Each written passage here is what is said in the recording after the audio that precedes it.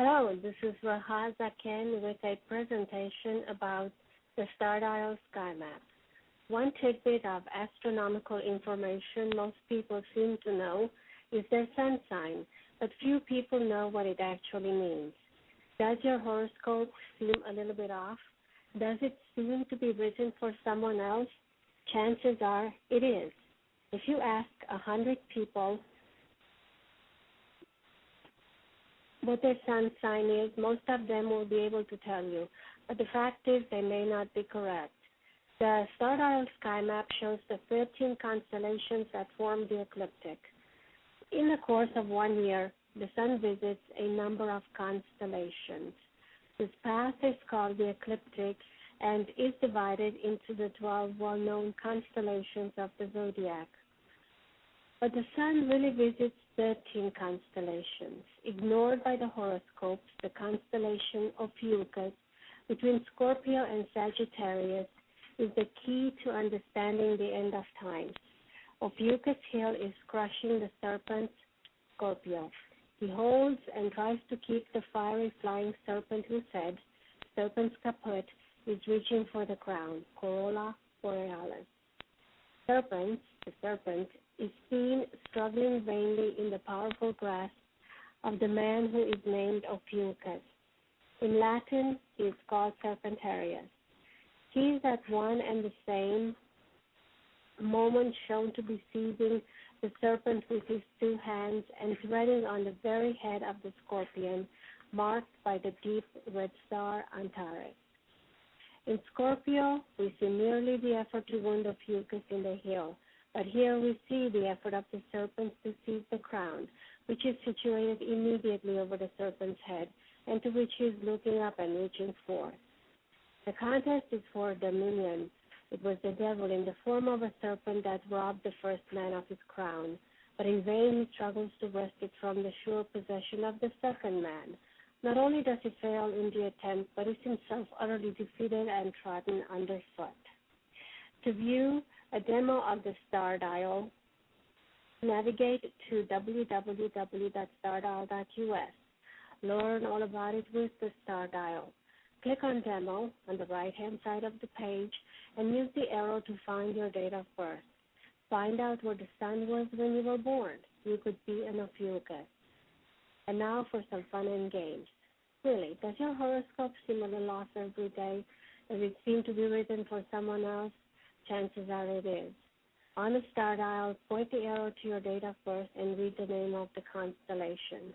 If opposites attract, it is the star dial to find your opposite, your soulmate who is waiting just for you. The star dial is positive proof the horoscopes label people incorrectly and are a false teaching. But what is the meaning of the signs and wonders in the heavens? As you look around, it is obvious the world is coming apart at the seams. There is strife and chaos, war and starvation, lies and deception everywhere, and a faltering economy that is at the edge of collapse. Which brings us to the question, what is really happening? Within the next decade, numerous significant astronomical events will take place. Will the world end? The Mayans consider December 21st, 2012, to be the completion of two major influential cycles of approximately 26,000 years in both the precession cycle of the Earth and the direct alignment of our Sun with the center of the Milky Way galaxy. The odds of these two events occurring at exactly the same time are phenomenal. A small minority of people believe the year 2012 will bring cataclysmic events unequaled in human history. They picture the world being destroyed by fire, pole shifts, tsunamis, losing our sun to the black hole at the center of our galaxy, and even an alien invasion. But that's not going to happen. According to math and the science of astronomy, more likely nothing will happen. However, because people want something to happen, they will make things happen, and very likely unpleasant things. Karl Marx observed that when a theory grips the masses, it becomes a material force. The doctrine of Armageddon has gripped the imagination of several extremely motivated and influential groups, including people in the United States, Israel, and the Muslim world, and the doctrine is quickly becoming an unstoppable force across the world. Armageddon is the great consuming war to be fought among the people of the earth. Apocalypse is the natural or supernatural cataclysm expected to come after Armageddon. Trying to oppose a natural catastrophe such as a volcano or earthbound comet is pointless. Armageddon is different. Of all the potential catastrophes, Armageddon is the only one we might have the power to prevent. In the final clash between good and evil, or those who accept Jesus Christ and those who do not, some experts predict 2 to 3 billion people are supposed to perish. Evangelical Christians are a group eager to precipitate Armageddon, looking forward to the rapture, the exalted moment when, before the battle begins, true and faithful Christians are literally lifted up into the air to join God and have the opportunity to observe the battle from heaven. Winter Solstice 2012 is fast approaching, and everyone from private enterprise to the Vatican is involved in this global ready-made marketing campaign for ecliptic destruction theories, but we know that nothing will happen. The mathematical probability our sun will be gulped by the black hole at the center of our galaxy is 0. From studying the Mayan culture, the end of the Mayan calendar is just that, the end of the Mayan calendar. A more plausible date for cataclysmic events is December 14, 2011, when Planet X, the sun's evil twin star, visits our solar system to cause a 24-hour total eclipse of the sun. Planet X orbits in front of our sun once every 3 million years. Other scholars have calculated the end of the Mayan calendar to be October 11, 2011. The study of real versus mechanical time can be fascinating and well time-consuming, and as you can see, no one can agree on when the end of time will arrive. Within the next decade, numerous significant astronomical events will take place. Will the world end? What people want to believe is the gravitational pull of the black hole will destroy our sun on December 21, 2012. The Maya had extensive knowledge of astronomy, including a phenomenon called precession. Precession is the wobbling of the Earth's axis due to the flatness of the Earth itself and the gravitational influence of the sun and the moon. This causes the sun to run behind the constellations of the zodiac. We are now one constellation behind, and that will be 2 in a matter of centuries. The center of the Milky Way galaxy is in Sagittarius, and at some moment in the year, occurring every year, December 17 or 18, the sun is near the center as we look up in the sky from Earth. There are several theories about what will happen December 21st. And astronomers know this will basically be a non-event. Nothing will happen. This does not stop people from speculating. Science has never been able to compete with imagination.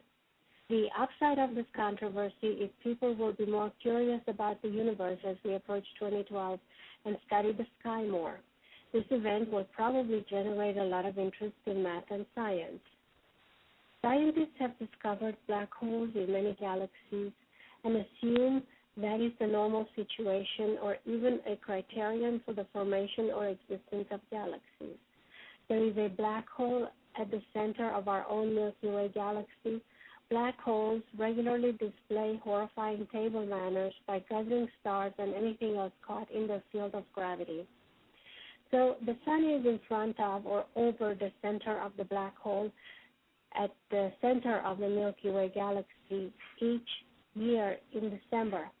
According to any Planisphere Sky Map, this will happen annually around 18th or 19th December. Because the Mayan calendar ends on December 21st, people attach special significance to this event. Scientists know black holes influence the rest of the galaxy. However, the gravitational influence of our sun will be extremely small. The effect of the black hole in the center of the Milky Way on our sun should be negligible and probably millions of times smaller than the influence of the sun on our Earth. December 21st, 2012 falls on a Friday. By Monday, December 24th, Christmas Eve, People will be free of worry and able to enjoy Christmas. In combination with the Christmas holiday, we will have a long weekend through Wednesday, December 26, 2012, enough time for people to recover and gain normalcy. So what should you do? The most important step you can take is to be aware of the issue. Take reasonable precautions to ensure that you and your family and friends are safe and prepared. Most people will not have time to master the skills required for survival should technology fail. Drilling a well, growing food, foraging, hunting, fishing, building a house, low-tech medicines, making clothing, woodworking, and metalworking are beyond what most people will have time to master. Short-term planning should involve a 72-hour survival kit. Everyone should have enough food, water, and emergency supplies to last 72 hours.